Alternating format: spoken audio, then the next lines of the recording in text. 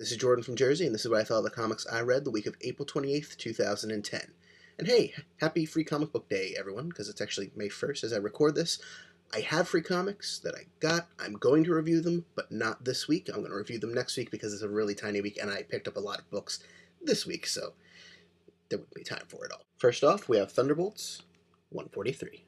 This was a pretty fun issue of Thunderbolts. It's unfortunately also my last issue of Thunderbolts. I only ever picked up the series in the first place because the irredeemable Ant-Man joined the team, and as far as I can understand it, this is his last issue. He's moving on to Secret Avengers. So I'm going to be picking up Secret Avengers when that comes out, I think starting next month or the month after, but this will be my last issue of Thunderbolts. This one, very good issue. As I said, we got a really fun fight between Mr. X and Quicksilver. Probably the coolest I've ever seen Quicksilver. The issue functioned as a very good end to this team of Thunderbolts. I know a couple of them, or maybe just one, at least Ghost, is sticking around for the next incarnation of the Thunderbolts. If you have any interest in the series at all, it was very good, and if I had the money, I probably would keep on reading it. But next issue, 144, will be a good chance to jump on, as Luke Cage now will be leading the team. I just won't be following them along. Then we have Deadpool, issue 22. This issue had a very, very funny opening between Deadpool and Thor, although it was all in his head, but it was still very funny. The rest of the issue didn't really live up to that. It had some very good moments, some interesting characters, to say the least, but really those first 3 pages with Thor were pretty awesome. So if you have any interest in seeing that connection between him and Thor, very funny. Otherwise, not a whole lot happens in the issue that you really need to know about. Then we have The Amazing Spider-Man, issue 629. Start with the good things. First off, that cover. I really rather like that. Also, the art continues to be very good. Lee Weeks does a great JR lookalike. Not really so much in the faces of people, but when they're in costume and fighting, it definitely has that John Romita Jr. feel, so I like that quite a bit. Story-wise, this issue was actually my favorite of the 3 issues involving Juggernaut and Captain Universe. There was an interesting twist. They really tied it in back to the original Nothing Can Stop the Juggernaut story from the 80s. And there was a pretty good preview, if you will, of the next storyline, which focuses on the lizard. It was very creepy, and I like that. I can't really recommend this arc, although this issue was very good. It's one you can skip, but we'll see. Hopefully the lizard one coming up next will be ultra creepy and ultra awesome. Then we have Kevin Smith's Green Hornet, issue number 3, and I loved this issue. I really am enjoying this Green Hornet series.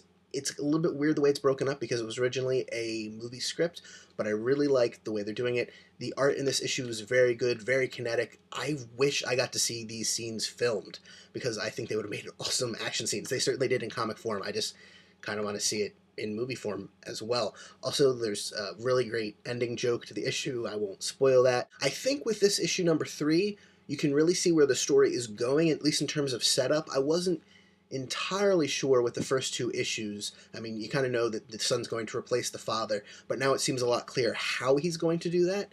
And the villain, if indeed who is set up here as the villain will be the villain of the entire series, is kind of a cool idea. It's an evil version of the Green Hornet.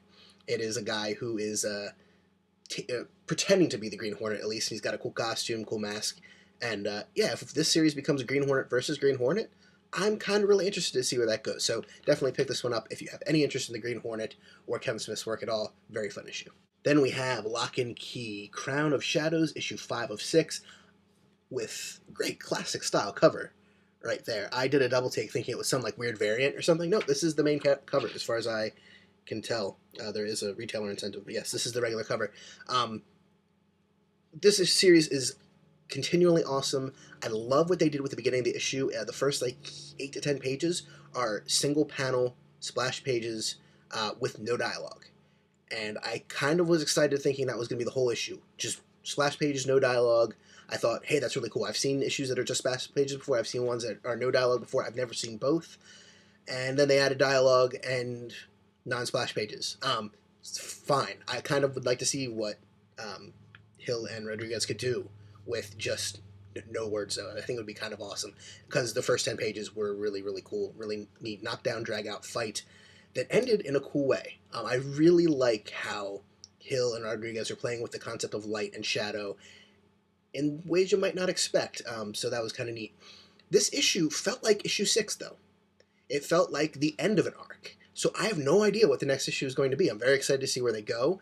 But this one definitely felt kind of like the end of this chapter, not of the series, definitely. So I'm definitely interested to see where they go in issue 6, and definitely to see where they go in the next series, because this is one of the best comics I read every month. You really should check it out. Very cool stuff. Then we have Joe the Barbarian, issue 4 of 8. This actually came out last week, and I guess I just didn't see it because it was definitely there this week and not on the new shelf. So, came out last week. I think I'm liking this series more and more. The art in this issue is awesome. It just seems to get better every month. The story, and speaking of art, there's these new characters who at first I thought weren't human. They're apparently human, but they have these cool masks that are like deer skulls with classic style UHF rabbit ears on top of them. It was very nifty looking.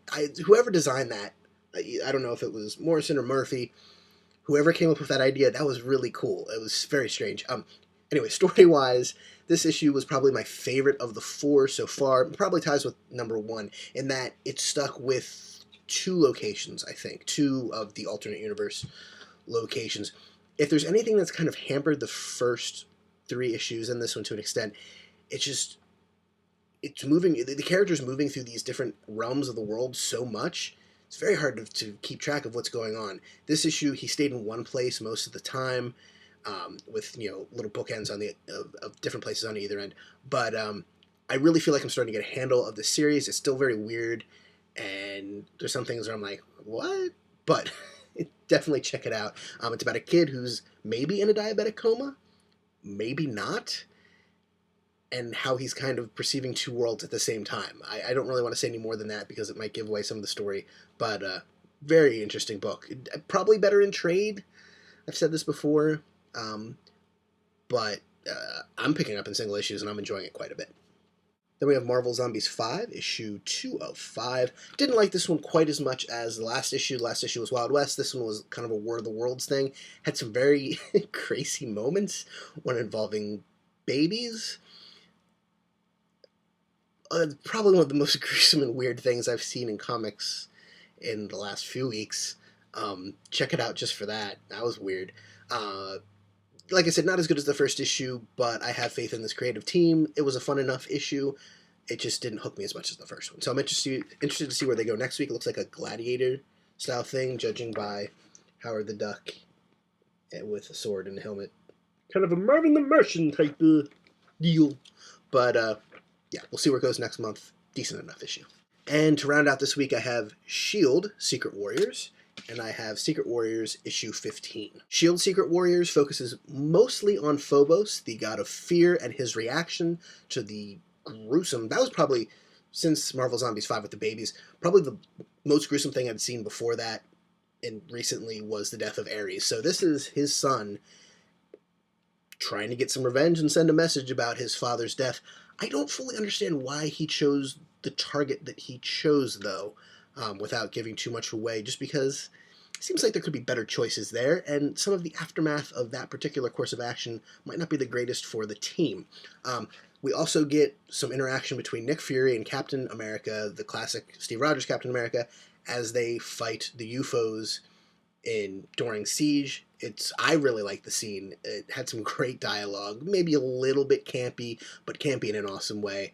And I'm not a huge Captain America guy, but the team up of him and Nick Fury is very, very nifty. Now, Marvel Zombies 5 had the most gruesome thing I saw this week. This issue definitely had the strangest thing I saw this week.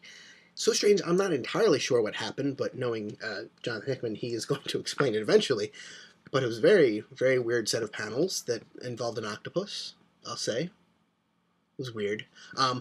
I love the art in this issue. The way they redesigned Hydra's henchman uniforms, they now look awesome instead of mostly stupid, so that's very cool. The rest of the Secret Warriors confront Nick Fury about Druid and his firing 2 issues ago, last issue, with less than spectacular results, at least for the team. And we get another great restaurant scene between Contessa and Nick Fury that ends in an awesome way and has some great Nick Fury lines. So that's it for the comics I read the week of April 28th, 2010. Don't forget to check out my Lost reviews, and I might have a big announcement coming up soon. So stay tuned for that. Have a good week.